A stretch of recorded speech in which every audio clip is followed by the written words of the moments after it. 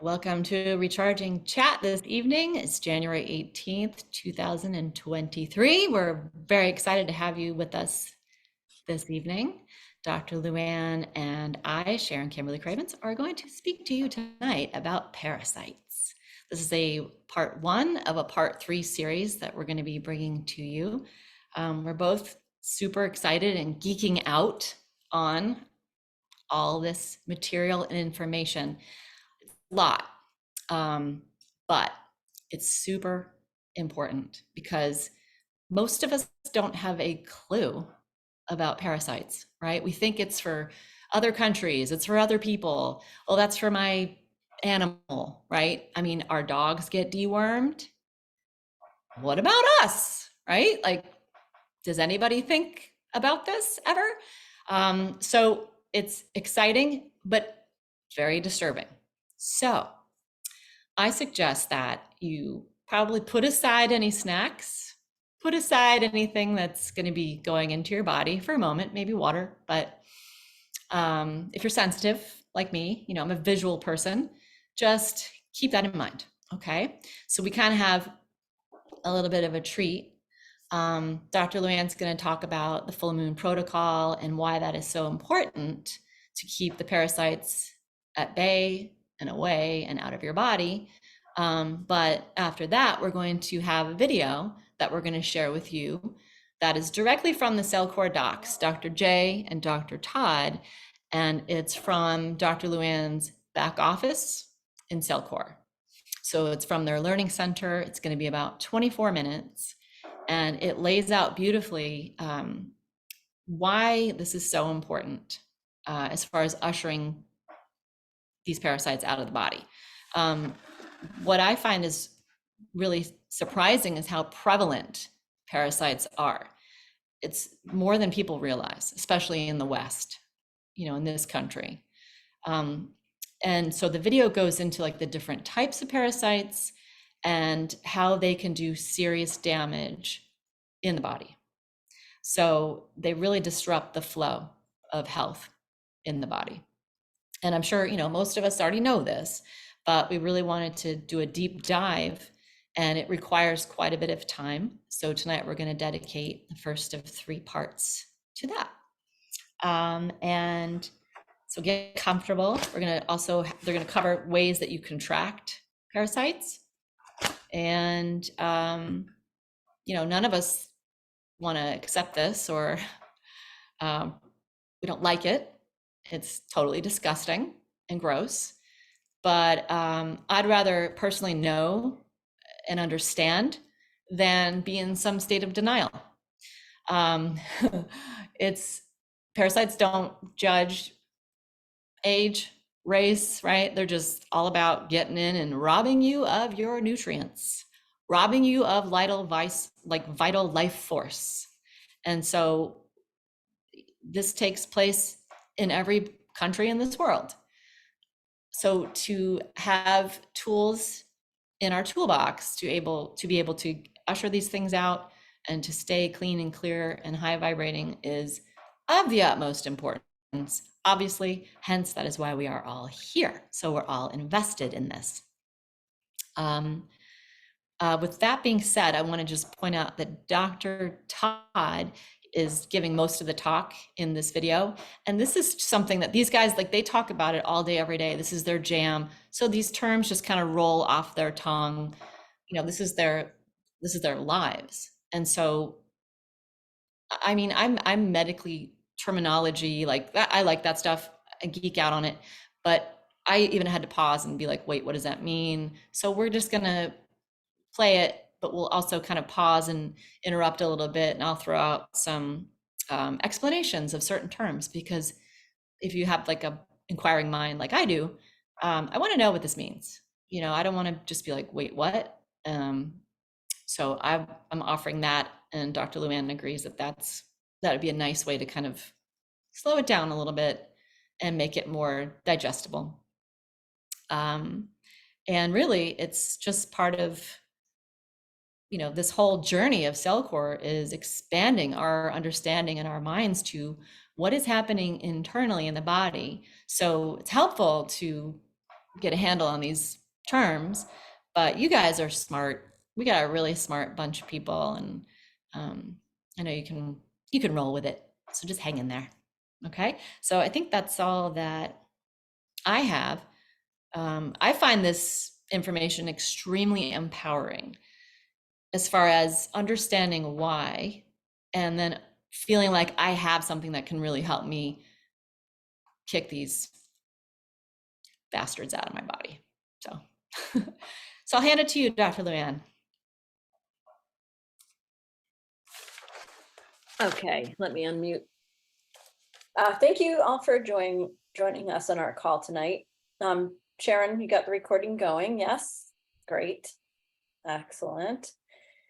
So we're going to start. I'm going to start just a refresher. I know we did the full moon protocol a few, I don't know, maybe a few months back, but I would just want to remind people why it's important to do the full moon protocol. As you proceed through removing the parasites out of your body, we have to remember that these organisms, they have their life cycles, and some of them live their entire life cycle inside of us. As we are going through and ridding these buggers out of us, they're going through life cycles and they're laying eggs.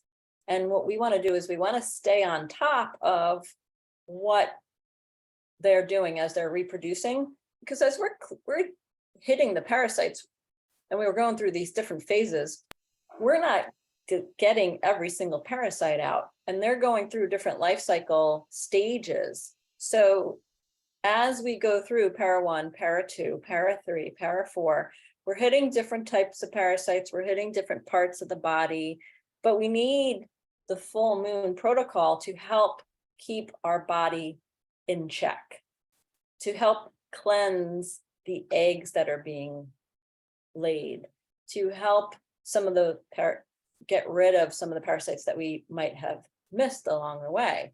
Because these guys are in there, they're inside of us, and they're sucking our nutrients, and they're creating all kinds of havoc inside of our cells. And there's so much research that is just being done more and more of a lot of the illnesses that are created by these, and how they really deplete our nutrients and our immune system. And medicine wants to focus on different types of illnesses and focus on that particular thing. But if you don't get to the core foundation and make the body healthy, you're not going to clear out a lot of this a lot of the stuff that's causing the underlying dysfunction in the body. So hitting the full moon is so important, because it's going to keep these life cycles of all of these pests down and keep them under control as you move through this. And in the future, after you're done with the protocol and you're just doing house cleaning. So with that being said, I just quickly want to touch base on some of the different types of things that some people experience as we go through the protocol, and we use these eradication agents, we use the para 1, the para 2, para 3 and 4, and we have die-off happening. Some people are discouraged as they're going through this because they're feeling things that they don't want to feel. And especially during the full moon, we really start to get these different types of symptoms that come up. So we covered a lot of this. I'm going to go over it as quickly as I can so we can get into what we want to start talking about, and that is parasites. But I think it's important for people to know that some of the symptoms that we experience in die-off is increase in mucus and phlegm, increase in coughing, increase in stuffiness. So what happens is when you are killing off parasites, your body's immune response is to stimulate and create these antibodies, which are in your mucus. So you're going to produce more mucus so you can help to get rid of these different types of parasites. It creates a protein structure that is going to match these different critters. And it depends on what we're doing. There's so many different types of parasites, so it's different for everybody. But this phlegm and this mucus seems to be a bad thing that we're experiencing, but it's actually a good thing because it's helping you to coat these things and to remove them from your body. So if you're having a lot of sinus issues or clogging, just use your neti pot, use your Navage, use the Para 3 like we discussed. And remember that it's helping you, although it seems like it's not something that's enjoyable. And then the other thing that people are getting at are skin rashes and skin breakouts. So with breakouts, our skin is a super large organ. It's a way for the parasites to leave our body. They also lay eggs. If we have pores that are blocked, we might have these breakouts develop and little rashes on our face. So you can do things like wash your face more frequently than you're used to. Make yourself something out of like coconut and almond and tea tree oil, some kind of wash that you can use or something you can put in your skin. And you can also spot treat with apple cider vinegar because that's going to help to open the pores as well. If you're having like major skin rashes, you remember it's an elimination organ. It's how things get out of the body. So some people have dry skin, they have eczema flare-ups, they have psoriasis flare-ups, and they have skin sores that just come out of nowhere and they think, oh my God, something's wrong. But you have to remember that these things are the way that your skin is an organ of elimination. Your body's trying to get this stuff out. So you can do things like dry brushing, coconut oil, again, tea tree, oatmeal baths. Oatmeal's helps with like anti-inflammation. So you can get in the bath with that and it'll help to calm it down. Another thing is insomnia. People experience insomnia around the full moon and their sleep disturbances are also, there's sleep disturbances while they're going through and eliminating toxins out of their body. Because if you look at the Chinese clock, it's broken down to different times in the evening where different organs are hitting hard. They're working throughout the day. And as we're going through and getting rid of these toxins, then we're going to have different things that are disturbing us. So we might wake up and be like, oh my gosh, I can't sleep. Also around the full moon, the critters are activated. So they're keeping us awake. They're stimulated. They're mating. They're laying eggs. They're doing all this fun stuff. They're having a party in our body, basically. So things we might want to do is castor oil packs before bed, Epsom salt bath before bed, using oils like cedarwood and lavender, sleep hygiene, make sure you're in a super dark room so there's no light disturbing you, stay off your screens, and don't eat or drink anything that's stimulating a few hours before bed. This will all help sleep. And sleep is very important because as we're doing this, people are experiencing fatigue. I'm tired. Your innate intelligence knows that you need to rest. When your body's doing all this work, you can be going through all of these different types of things that your body needs to work on. So it's very vital to get 8 to 10 hours of sleep a night if you can. Slow down if you're doing hard, different types of workouts, cardio, or you're jogging, or you're doing biking, or whatever you do, slow down and do gentle restorative yoga, qigong, things that are going to help to move your body but relax you. And this is going to help deal with some of the fatigue because your mitochondria, powerhouse, everything that is going to be happening in your body need mitochondria. So we take the BC-ATP to feed the mitochondria to help combat the fatigue. Other things you experience is flu-like symptoms, chills. If you have had Lyme, you might have experiencing relapse and like fever. You feel like you have a fever. These are different Herxheimer reactions that we need to go through to kill these different types of spirochetes and different things that are coming out of our body. So rest, get an infrared sauna, drink more water, because if we have a lot of pollution, we have to use a lot of dilution. So you can also drink moringa tea or kudzu root. That helps to, that's like a natural fever reducer. Not that we want to reduce our fever because it's it's doing something good for our body, but it's going to help to keep that inflammatory response a little bit more calm. If you feel like, oh my God, do I have the flu? Am I sick? No, you might just be getting rid of a lot of toxins. Your body's doing what it should be doing. GI upset, bloating, cramping, constipation, diarrhea.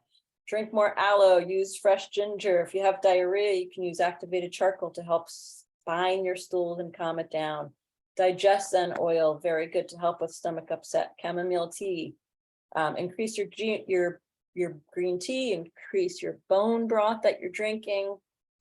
Headaches, this is one of the most common things we see as we're going through this.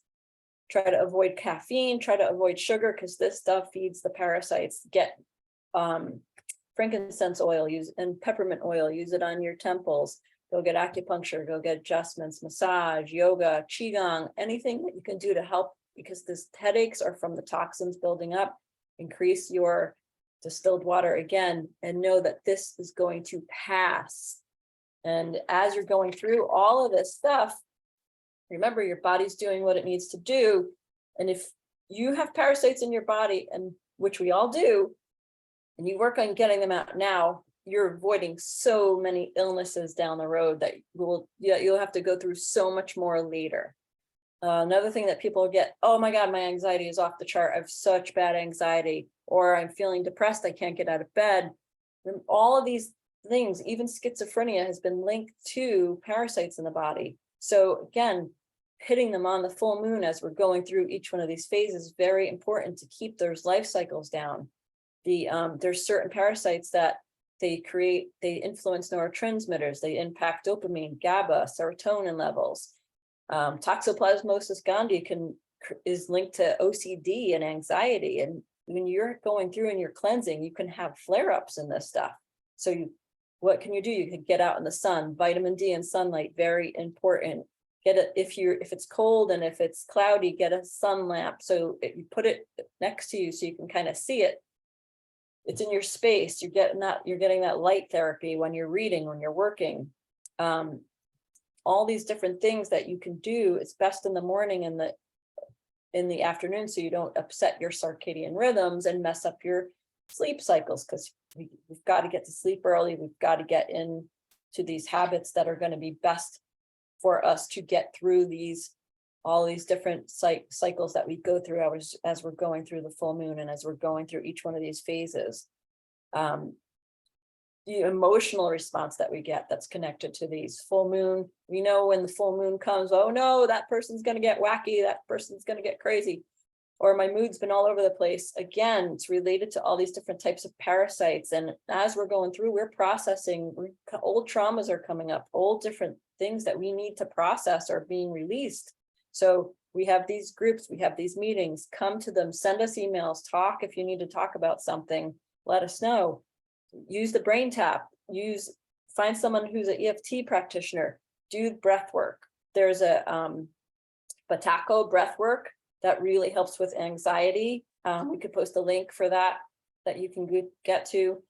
But just remember, you're doing para 1, para 2, para 3, para 4. This is all killing all these different parasites. So as you're doing this, you're going to have these different types of toxins. And as these neurotoxins are released, they've got to get there's heavy metals coming out. There's viral structures. There's all these different toxins.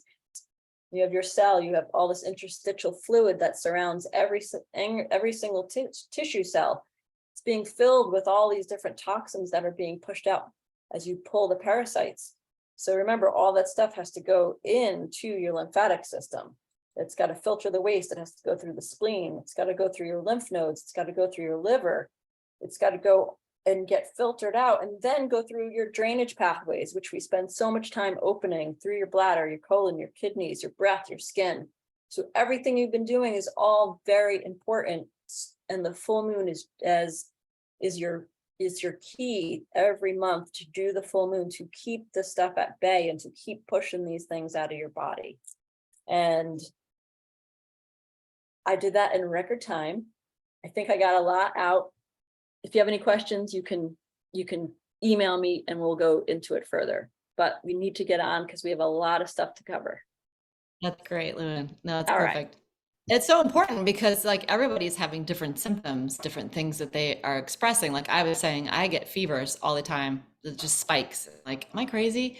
Is this? And I'm like, yes, I know what it is. But you know, individuals like, some people are just like, I can't do this. I don't want to do this. We hit a wall. We're frustrated. We feel crappy or whatever it is. And it's like, just stay with it, toe the line with the protocol, or modify or pull back or tweak for yourself, because every single person is different and you're going to experience things differently. But that long list of, symptomologies and ways that you're expressing are because you are kicking these things out of your body. And um, so it's reinforcing. Dr. Todd is, again, he's going to start off this video talking about the phase 2 and 3 of the foundational protocol, being the way that we start to usher these things out. So after your phase 1, which is your drainage, then you go into the 2 and 3 phases where you really start dropping these critters.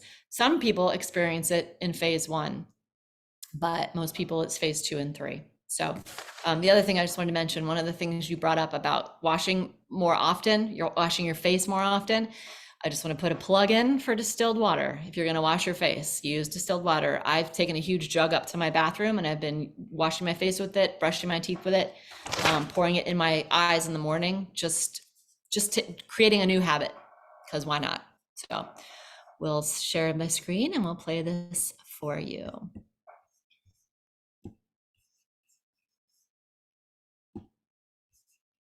There's a critter right there. So back to the parasite stuff here. We're seeing phase 2 and phase 3, and it's really important to get this stuff taken care of and addressed, because it's a big part of how the immune system functions and works, and it creates balance. And to be able to overcome chronic illness, we have to have balance in the immune function. And we're going to go through some of those key factors today. Okay, so one of the things I wanted to show here was the fact that parasites, the researchers found, and they placed a defrosted worm on a petri dish, and when they did that, it began to move and even eat again. So this one dated back 42,000 years, and then there's another one that was dated 32,000 years ago. So these are both the oldest living animals in the world. So these things were supposedly frozen for 32,000 years, almost 42,000 years, and not only did they come back to life, they actually started like eating and pooping and things. Yes, amazing. So they're very hardy, and they Clearly very hardy, very resilient. Very resilient, absolutely. So I want to go through some pictures here. Parasites have no age limits. There's no geographical boundary. A lot of times we hear the thing, they don't exist in the United States. They do. I know when I crossed the border, when I grew up in San Diego, crossed the border into Tijuana, you had to be careful what you ate, what you drank. It doesn't matter where you're at. These things can occur and can happen to anyone. So here it looks like a bowl of spaghetti, but really it came out of a 4-year-old's body who had a history of stomach pain and vomiting and abdominal distension. Should have maybe gave the disclaimer that they might not want to be eating snacks for this talk. Yeah, this is not a good snack talk. This girl here, she went on vacation, and she got a mosquito bite. And this mosquito bite, she had noticed a small bump below her left eye, and it started moving, and it moved around to her eye, and then eventually the bump disappeared, and it went to her lip. That got really swollen, and then they pulled it out. And you can see a parasitic worm, a nematode, that is on the slide there. And so it just gives you an idea that they don't come just in food or animal. They can come in mosquito bites, tick bites, and flea bites, spider bites. Water supply.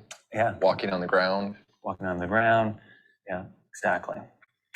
So here's an example of a gal that they thought had a tumor, cancer tumor, in her liver, and it wasn't liver cancer. It actually was a parasite. It's about the size of a grapefruit.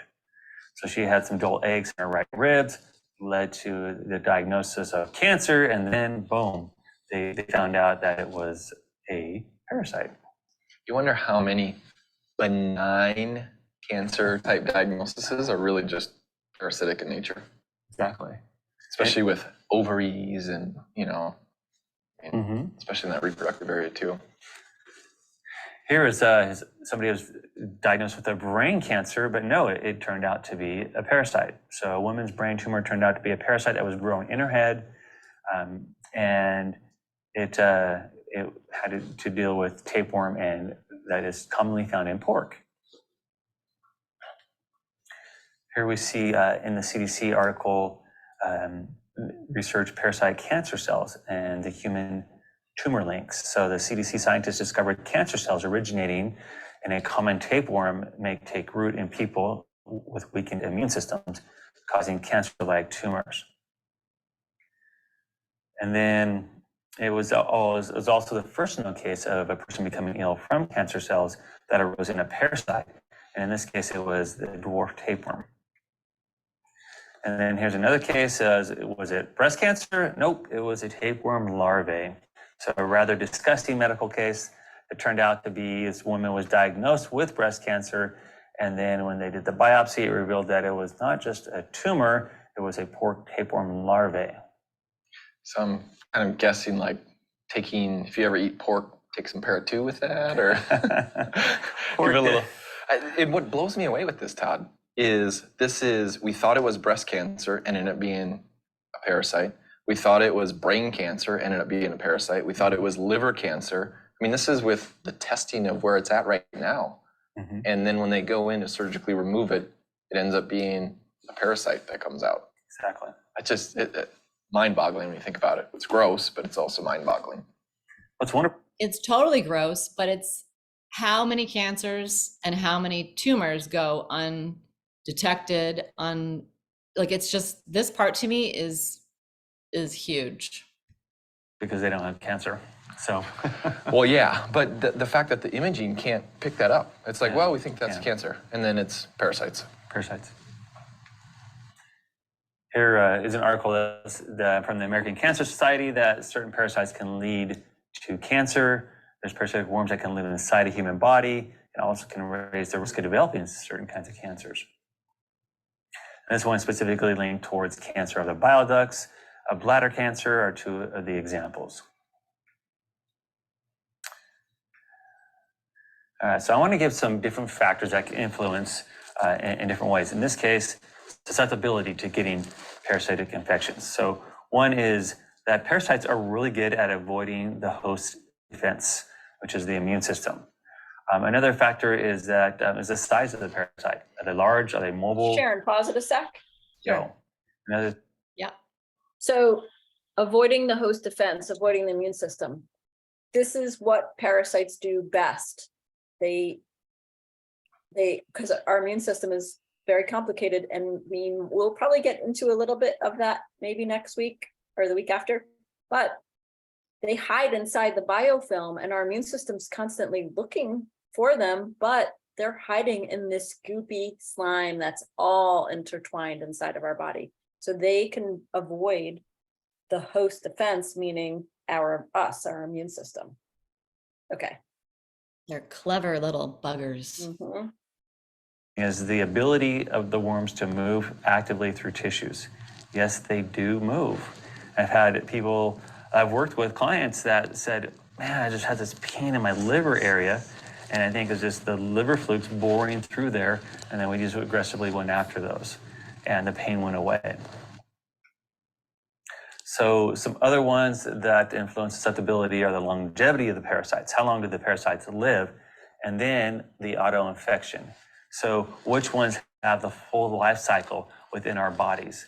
So a couple ones that I named here were some strongyloides, trichinella, and some tapeworms have their full life cycle within the human body. It could be their 40 plus years. So it makes it very hard to eradicate them, and you have to be treatment of those parasites and those specific types especially. Wait, can I just say 40 years? 40 years, you can have it living inside of you? Mm-hmm. So some host factors that influence susceptibility are hygiene in food. So if you're traveling, you gotta be careful. I've had multiple people that I've worked with that come back from either going to the Caribbean, to Mexico, to China, to Asia, to Africa, coming back, and they were sick for years after that. So going and traveling is really important in what you eat and how your hygiene is. Correlation between the level of infection and number of infective stages encountered. And then the rate of infection versus the efficiency of the defense. So how good is your immune system versus the rate of the infection? A couple more. Age is important. Children are more susceptible to parasitic infections. Immune competence, which is the level of the infections, and then immunosuppressive therapies, radiation and medications that are more immunosuppressive.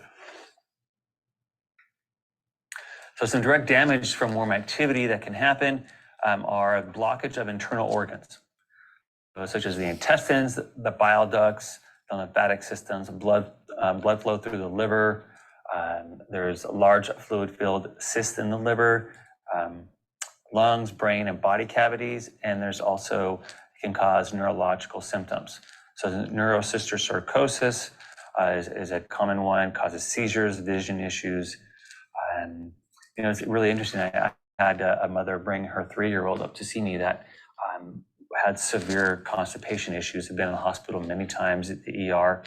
And the last time that it had happened, he puked up, basically just came up the other direction because it was so blocked up. And so she was tired of just going to the ER again and dealing with an enema and the things that they did, which never really ever helped. So literally got him on an over-the-counter parasite med and some herbs.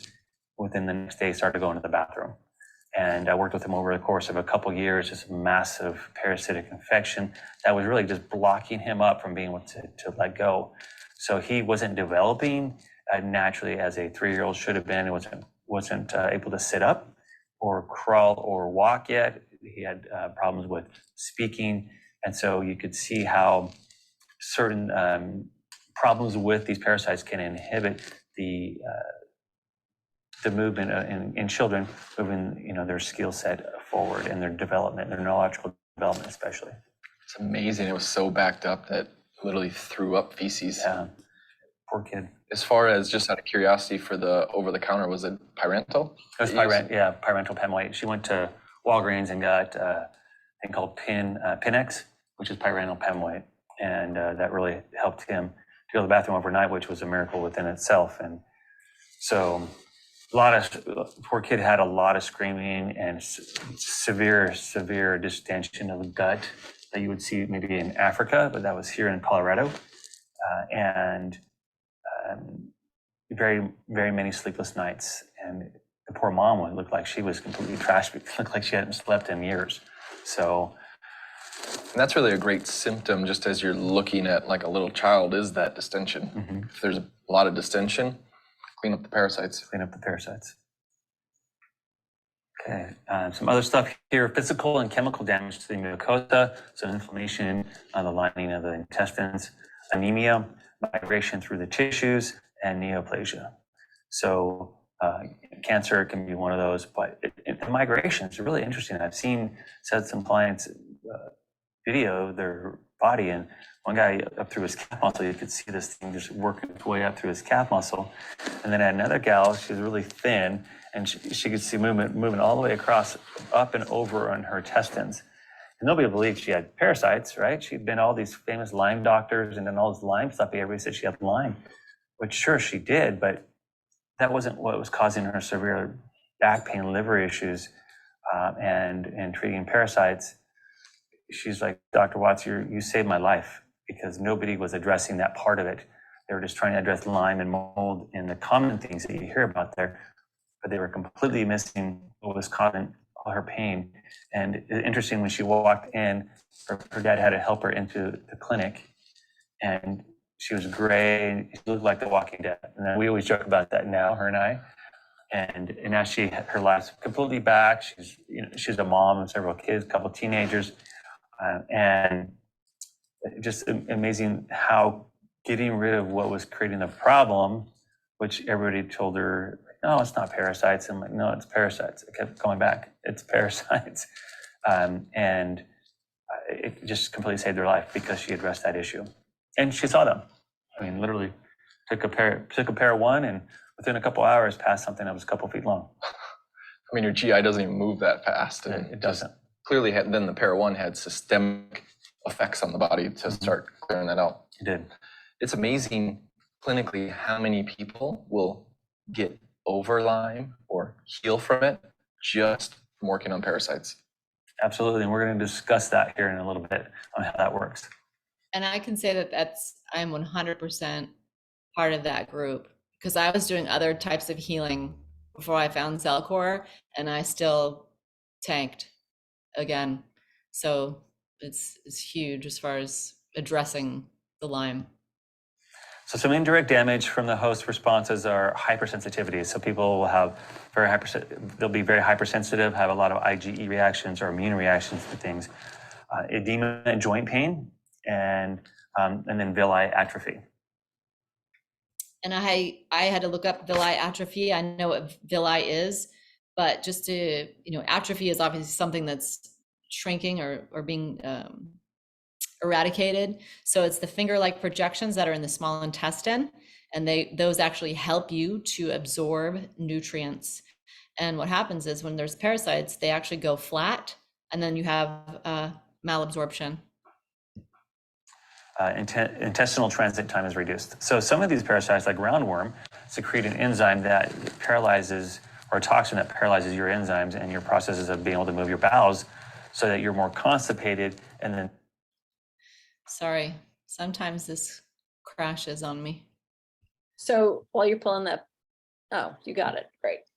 But I was going to say that roundworms are the most common ones that we pass, and I feel like many people here have experienced that roundworm passing. Those are the ones that actually, they paralyze the enzymes that are in your body so that they can then feed and munch away at your nutrition. Is that what you're going to say, Lou? Yeah, and then they cause a lot of disturbances in the gut and the in-pocketing, the little in-pockets that are in our intestines. And, people have things like diverticulitis, inflammation in these areas, and all these different things external in the colon. They say like, oh, you have polyps, but then people have to take one more step. There's always one more step to look deeper to say, well, why is this happening? And we know that it's all related to what's happening in the gut with the parasites. And your when you go into the ER or the hospital with diverticulitis, they'll offer you antibiotics, and that's just wipes out your intestinal flora and all that jazz. So is that the solution, right? Well, again, they're treating that inflammation just in that pocket, in that area. They see inflammation and they're treating it. They're not going foundationally and trying to figure out, well, why is this happening in the first place? Right. more constipated, and then they can feed on the nutrition instead of you being able to push it all the way through. So there's several different parasites I've seen research and studies on that show that. And then there's rectal prolapses and then hyperplasia of the bile ducts. So the biliary fibrosis that we talked about earlier in the bile ducts is something that can be an issue there, as well as developing biliary cancer. Okay, and so I had to look up, I know what a prolapse is. It's when something falls. The rectal prolapse is just that part of your large intestine that's literally falling and protrudes out, down and out of the rectum and out of the anus. So that is horrifying. And then the hyperplasia of the bile ducts just means the excessive growth of the cells of the organ, and that, or it causes an increase of the size of the organ. So that just means it's getting larger and possibly, I think, fibrotic.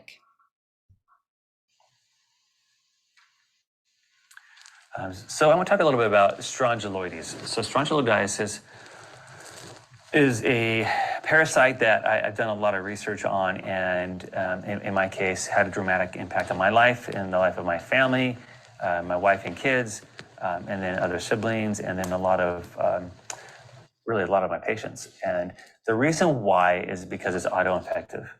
So it's a stomach or small intestinal parasite, and then the larvae go to the lungs, and then also they can get them up in the nasal sinuses. And Dr. Hulda Clark talked about that years ago.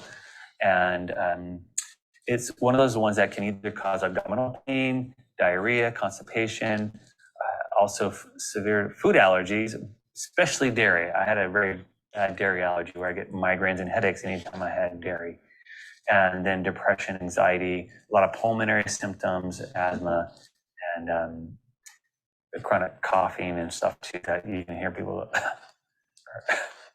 and you're like, oh, hey, you get parasites.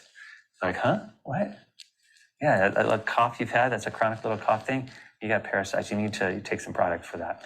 So strongyloides is one of the things I've done a lot of research on, because when I did clear it out, another doctor told me that I had it and I addressed it, then all my headaches and food sensitivities and food allergies, and seasonal allergies went away.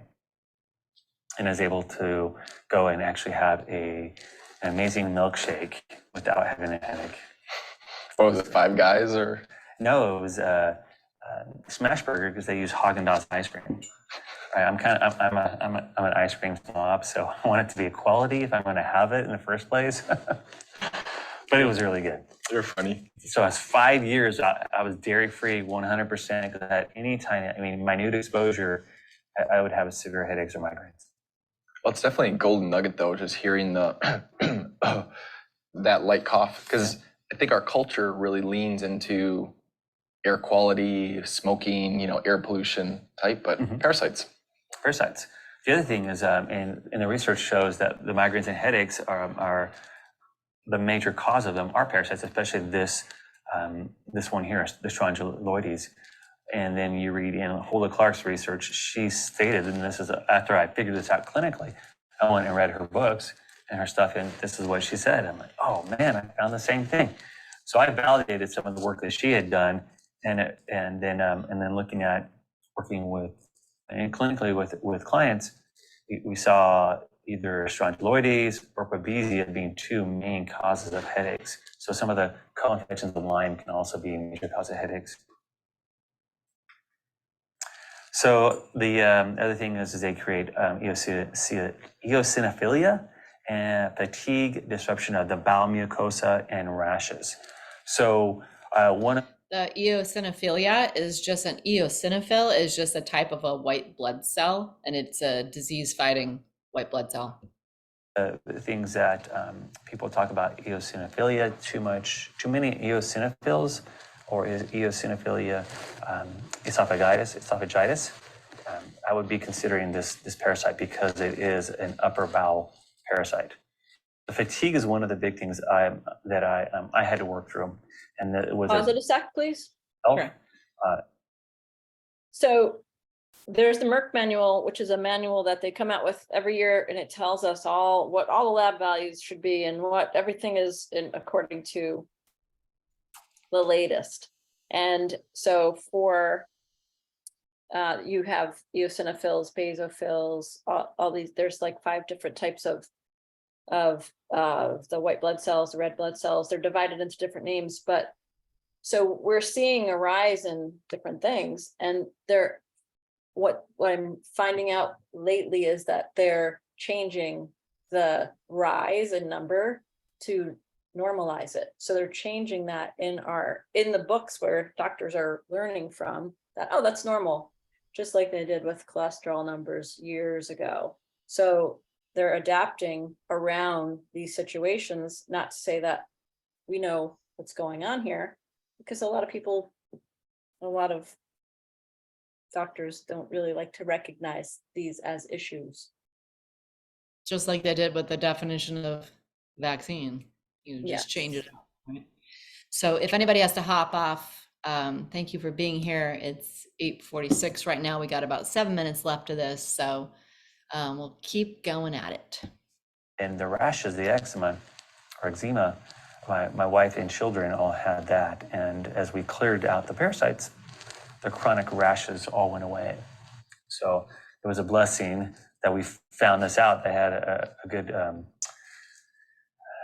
colleague of mine, Dr. Matt Buckley, that told me about this, and it really changed my life and then got me down a whole new road to doing what I'm doing today with the parasites. Didn't you have a recent story of a friend or family member that had eczema and then found that there was a pesticide related to that too?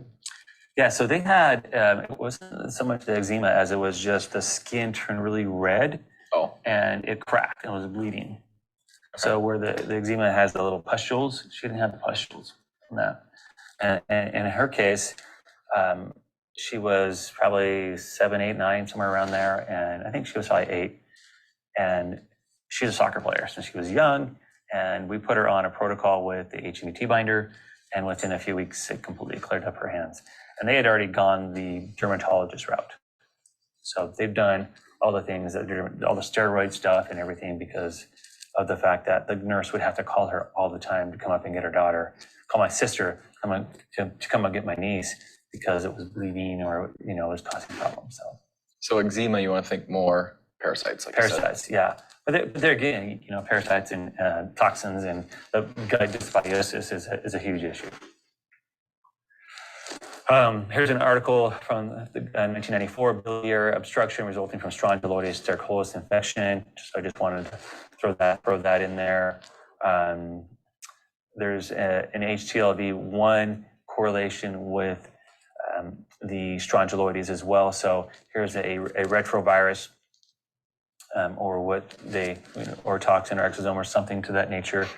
And it's correlated with those that can have strongyloides. So then when we looked up, I'll come back to this, but here's another parasite, schistosomiasis. So Schistosoma mansoni, hematobium, there's a couple different kinds. But here they talked about how 230 million people worldwide are infected with schistosomes. And that's a lot of people, 230 million people.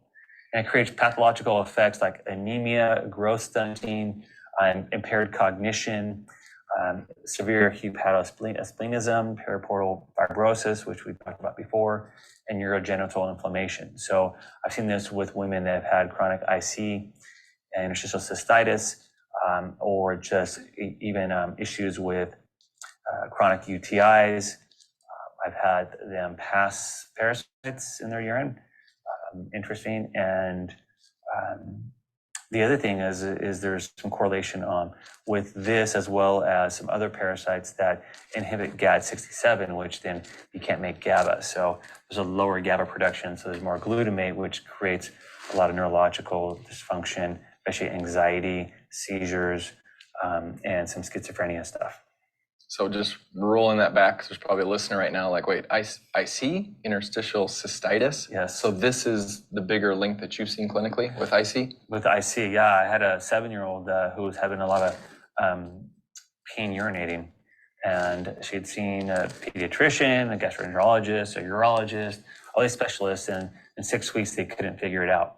So she was referred to me, and I just started talking to her about, I had no clue what it would be, but I did some research and muscle testing, and in my research, I found that schistosomas can be found in water and can penetrate the skin, and this hookworm probably just went right up her ureter when she was swimming. So I asked, were you guys gone on a vacation that week, or were you guys in water? What was the case? And sure enough, they had been Labor Day weekend up in the Midwest, warm lakes. The waters by that time aren't very clean, and the pain started happening after that weekend. And so I referred her over to a medical doctor, friend of mine, that provided her a prescription because it was an acute case.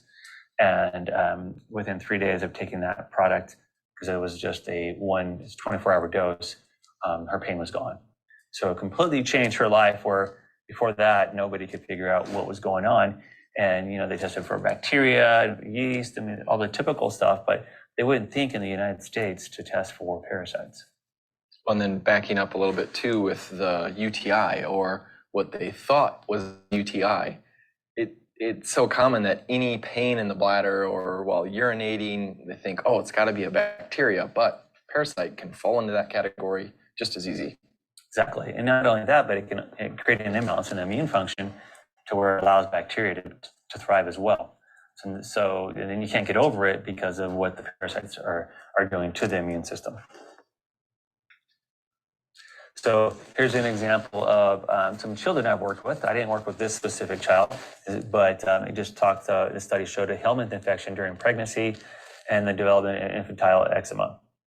So I have seen in my practice about 4 children that had severe cases of eczema like this from head to toe. And literally within 6 to 8 weeks, almost completely cleared up.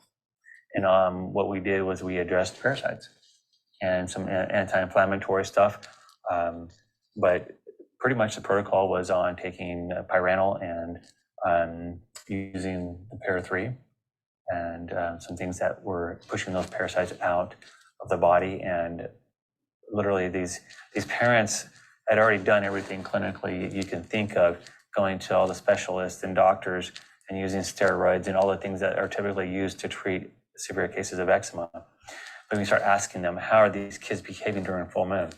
They're like, they're scratching themselves, they're bleeding, like they're full on bleeding faces. It's just sad to see, but it's amazing when you can come in and make that difference on their lives. So, Do you generally see that kids respond quicker than adults do with parasites?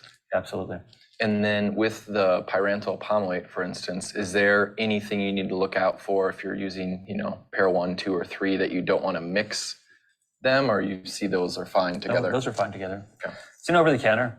Like I said, people can buy it at Target. Walmart, Walgreens, CVS, those type of things. It's called Pinex, but you also can go online and buy a lot more of it in a bigger bottle on Amazon under the name of pyrantel palmate, which is the active ingredient. What's hard with kids at this age is they can't swallow a capsule, so you got to use liquids. That's one liquid that is easy to take for them. And All right, well, it's pretty much the end of that. But I mean, that poor little dude, his face is just saying like, help me. I mean, can you imagine? It's just heartbreaking seeing that. So really eye-opening, all these, does anybody else find this like shocking, alarming, confirming? I haven't looked at the chat, but yeah, so we'll have part 2 in 2 weeks, and we'll carry on with all of the information about how do we get these in our bodies? What are the routes? Does anybody have any other comments, questions? You can put them in the chat.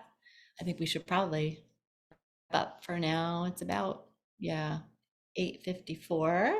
You want to say anything else, Dr. Lou, in closing? No, I think that was very good. There's a lot more to say. We'll continue next time, but you saw some of those kids, and I guess that's one thing that I do want to say.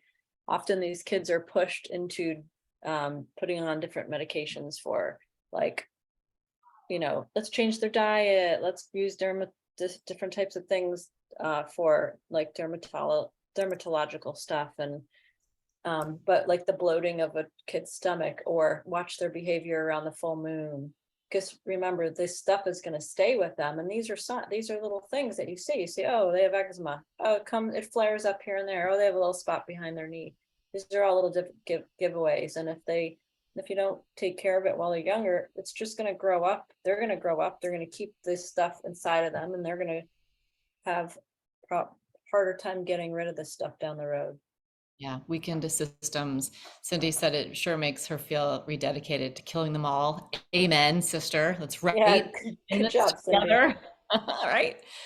We're in it together. And this video is just for a back office for practitioners, so it's not shareable, unfortunately, but we wanted to share it specifically with you all so that you could be informed and understand and gain a greater insight. And it's totally gross and fascinating. Absolutely. Crystal, here. So the next full moon is February 5th at 1:30 p.m. Eastern Standard Time. And our next call will be then 2 weeks from today, right, Lou? Yep. Calendar in front of me. It is going to be February 1st. Oh, we might have to postpone that call to another night or switch nights. I'm sorry. I didn't even realize that was the 1st. Okay, no worries. But we'll talk about it. We'll let everybody know. Figure it out. So everybody, you can unmute. I'm going to put it on gallery. Thank you for being here. Thank you for coming. Thank Karen, I hope you. Loki gets better. Thank you. Good night. There's your little sister. Thank you. Bye, Robin. Love ya. Goodbye, guys. Thank you. That was very, very interesting on my walk. I was like, kept turning the volume down lower and lower and lower. Getting information. But it's helpful, right? Wouldn't you rather know than not know? I personally got the cell cord. So that's the cell cord doctor who was the main person talking. Is he a founder or is he just a doctor? The Yeah, guy who had the family? It's Dr. Jay Davidson and Dr. Todd, what's his last name? Watts. Watts. And they're the Are they two, both cell cord people? they are the founders of Cellcore, yeah. And then he founded it after he went through that with his family, it sounded like.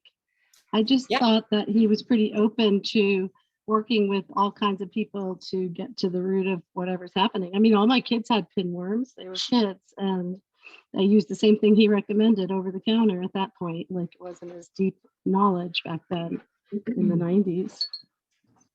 You Right. know, so now it's different. People know more. Exactly. Yeah. Thank God. You know, Mhm. and there's all kinds of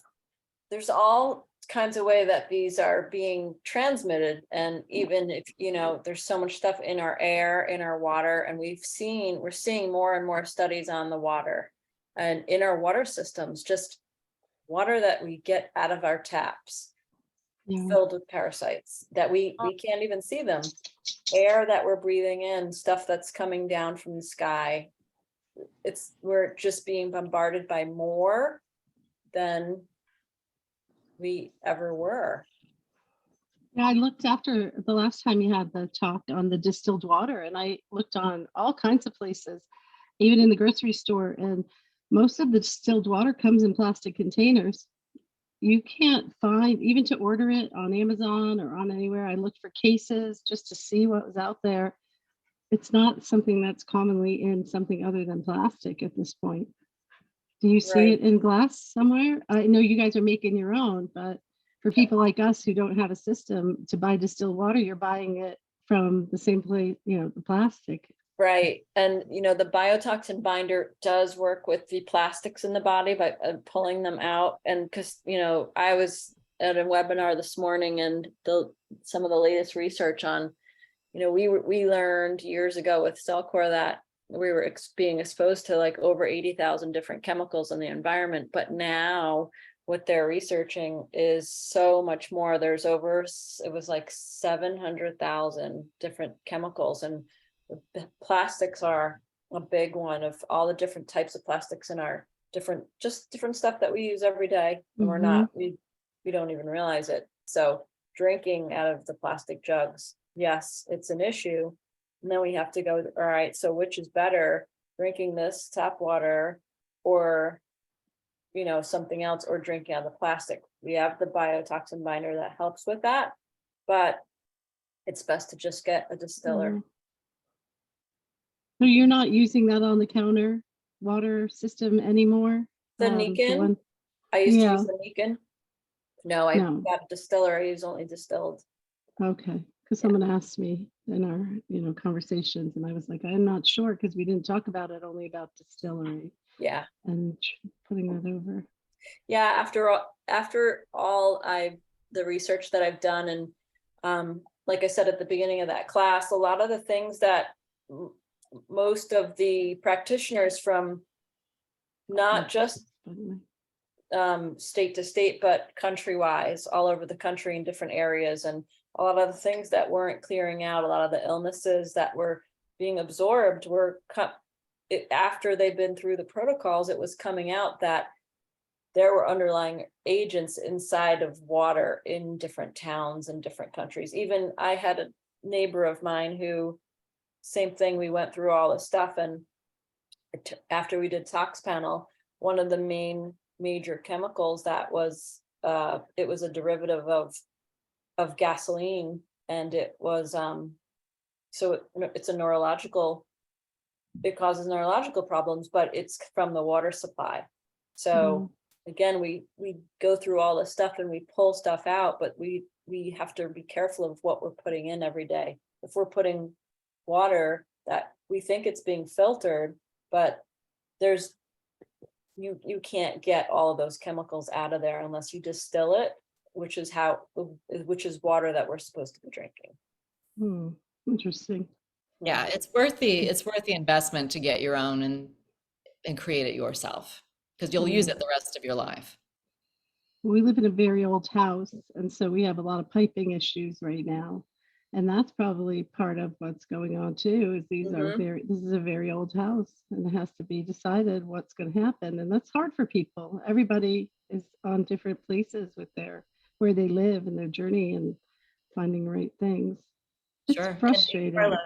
Carly has a good point. You can break the distiller payments up into 3, so that's more, easy to digest.